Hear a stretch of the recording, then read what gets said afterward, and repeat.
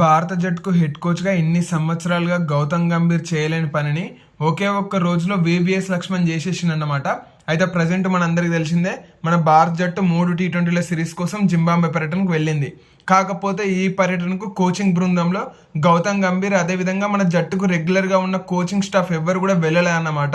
ఈ జట్టుకు హెడ్ కోచ్గా వివిఎస్ లక్ష్మణ్ వెళ్ళిండు. అదేవిధంగా మరికొంతమంది మాజీ ఆటగాళ్ళు అంటే వివిఎస్ లక్ష్మణ్ తోటి కలిసి బీసీఐ సెంటర్ ఆఫ్ ఎక్సలెన్స్ లో పనిచేసే కొంతమంది కోచింగ్ స్టాఫ్ మాదిరి జింబాబ్వే పర్యటనకు భారత జట్టుతో కలిసి వెళ్ళిరన్నమాట. అయితే వివిఎస్ లక్ష్మణ్ కేవలం జింబాబ్వే పర్యటన మాత్రమే కాదు, దీని తర్వాత అంటే సెప్టెంబర్ లో ప్రారంభం కానున్న ఏషియన్ గేమ్స్ లో కూడా మన భారత జట్టుకు వివిఎస్ లక్ష్మణే హెడ్ కోచ్ గా వ్యవహరించనున్నాడు అనమాట. అయితే ఈ విషయాన్ని కనుక పక్కన పెడితే నేను స్టార్టింగ్ లో పాయింట్ చెప్పినా కదా, ఇన్ని సంవత్సరాలుగా గౌతమ్ గంభీర్ చేయలేని పనిని ఒకే ఒక్క రోజులో వివిఎస్ లక్ష్మణ్ చేసేసిండు అని. అయితే గౌతమ్ గంభీర్ మన టీమిండియాకు హెడ్ కోచ్ గా వచ్చిన తర్వాత ప్రతి ఒక్కరు కూడా ఒక విషయాన్ని చాలా కాన్స్టెంట్ గా వినుకుంటూ వస్తూ ఉన్నారు. అదేంటి అంటే టీమిండియా యొక్క డ్రెస్సింగ్ రూమ్ వాతావరణం ఏమాత్రం బాగాలేదు అని. అయితే ఇవన్నీ మనకు క్లియర్ గా కనిపిస్తూ ఉన్నాయి కూడా.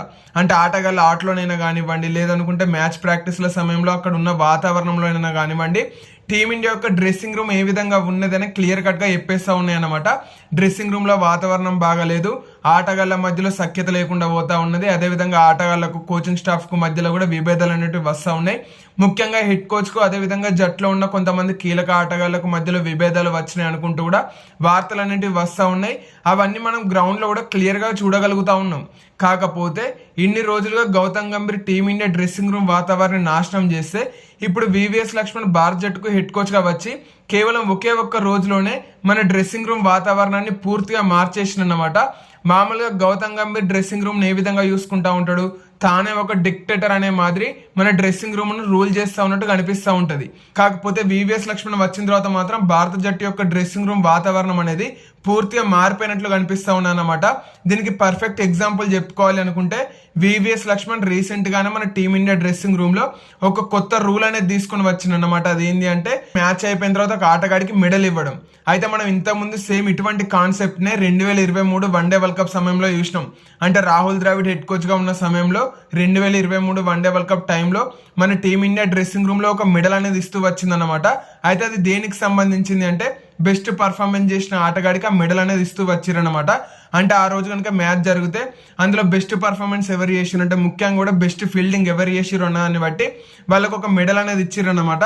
ఆ తర్వాత కూడా దాన్ని కొన్ని రోజులు మనం కంటిన్యూ చేసినాం. 2025 ఛాంపియన్స్ ట్రోఫీ దాకా కూడా కంటిన్యూ అవుతూ వచ్చింది. కాకపోతే ఈ మధ్య కాలంలో మళ్ళీ మన టీమిండియా యొక్క డ్రెస్సింగ్ రూమ్ లో ఈ రకమైన సాంప్రదాయం కనిపించలే అన్నమాట. అంటే గ్రౌండ్ లో బాగా ఒక ఆటగాన్ని మెచ్చుకోవడమే కదా ఈ మెడల్ ఇవ్వడం వెనుక ఉన్న ముఖ్య ఉద్దేశం. కాకపోతే ఈ మధ్య కాలంలో మన టీమిండియా డ్రెస్సింగ్ రూమ్ లో అది కనిపించట్లేదు. కాకపోతే ఇప్పుడు వివిఎస్ లక్ష్మణ్ వచ్చి మళ్ళీ ఒక కొత్త రకమైన మెడల్ ను ప్రవేశపెట్టిరన్నమాట. ఈ కొత్త మెడల్ వెనుకున్న అర్థం కనుక మనం అర్థం చేసుకోగలిగితే మనోడు ఎంత మంచి రూల్ తీసుకొచ్చినో అనేది మనకి ఇట్టే అర్థమైపోతుంది. అయితే కొత్తగా వివిఎస్ లక్ష్మణ్ తీసుకొచ్చిన అవార్డు ఏంటిది అంటే బెస్ట్ యాటిట్యూడ్ అవార్డు. అవును, ఈ రకమైన ఒక కొత్త అవార్డును ఈ జింబాబ్వే పర్యటనతో వివిఎస్ లక్ష్మణ్ హెడ్ కోచ్ గా మన టీమిండియా డ్రెస్సింగ్ రూమ్ లోకి అయితే తీసుకొచ్చినన్నమాట.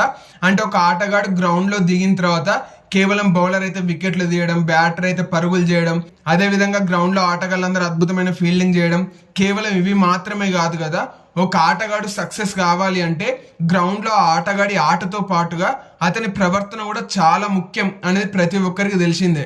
అంటే తన ప్రవర్తన కనుక సరిగ్గా లేకపోయింది అనుకోండి ఒక ఆటగాడిది గ్రౌండ్ లో, ఖచ్చితంగా తన ఆట కూడా ఇవ్వాలి, కాకపోతే రేపు పడిపోతుంది అనడంలో ఎటువంటి సందేహం లేదన్నమాట. కాకపోతే మన ఆటగాళ్ళందరి యాటిట్యూడ్ కూడా ఎప్పుడైనా బెస్ట్ గా ఉండాలనే ఉద్దేశంతో వివిఎస్ లక్ష్మణ్ ఈ యాటిట్యూడ్ అవార్డు తీసుకొని వచ్చిందన్నమాట.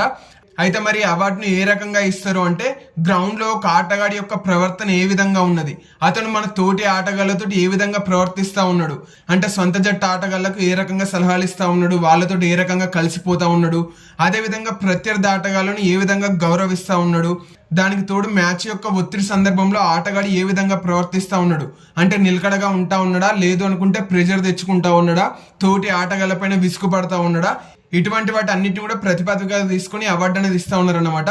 అయితే జింబాబ్వే జరిగిన మొదటి టీ20 మ్యాచ్ తోటి ఈ అవార్డును తీసుకొని వచ్చారు కదా, ఈ మొదటి మ్యాచ్ లో ఈ అవార్డు అనేది తిలక్ వర్మకు దక్కిందన్నమాట.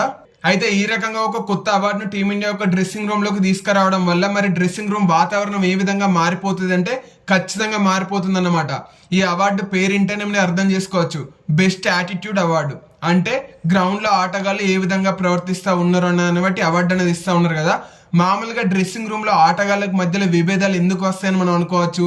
గ్రౌండ్ లో వాళ్ళ ఇద్దరి మధ్యలో ఏదైనా చిన్న హీట్ మూమెంట్ జరగడమా, లేదు అనుకుంటే ఒక బౌలర్ బౌలింగ్ లో ఒక ఫీల్డర్ క్యాచ్ వదిలేయడం లాంటిది, లేదనుకుంటే ఫీల్డింగ్ మిస్టేక్స్, లేదు అనుకుంటే ఇంకేవైనా కారణాలు కానివ్వండి, ఖచ్చితంగా ఇద్దరు ఆటగాళ్ళ మధ్యలో డ్రెస్సింగ్ రూమ్ లో విభేదాలు వస్తా ఉన్నాయి అంటే దానికి ఖచ్చితంగా కారణం ఏమై ఉంటుంది.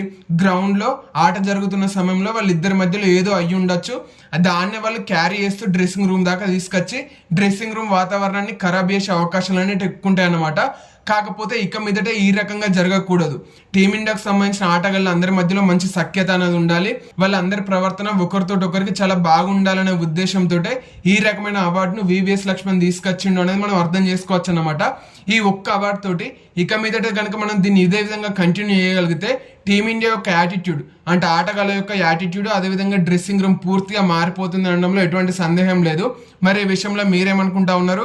వివిఎస్ లక్ష్మణ్ తీసుకొచ్చిన ఈ అవార్డు పైన మీ ఒపీనియన్ ఏంటిది? మళ్ళీ రెగ్యులర్ హెడ్ కోచ్ గా గౌతమ్ గంభీర్ వచ్చిన తర్వాత ఈ అవార్డును కంటిన్యూ చేస్తాడనుకుంటున్నారా, చేయడనుకుంటున్నారా? ఈ విషయంలో మీ ఒపీనియన్ ఏంటి అనేది కామెంట్ చేసి నాకు చెప్పండి.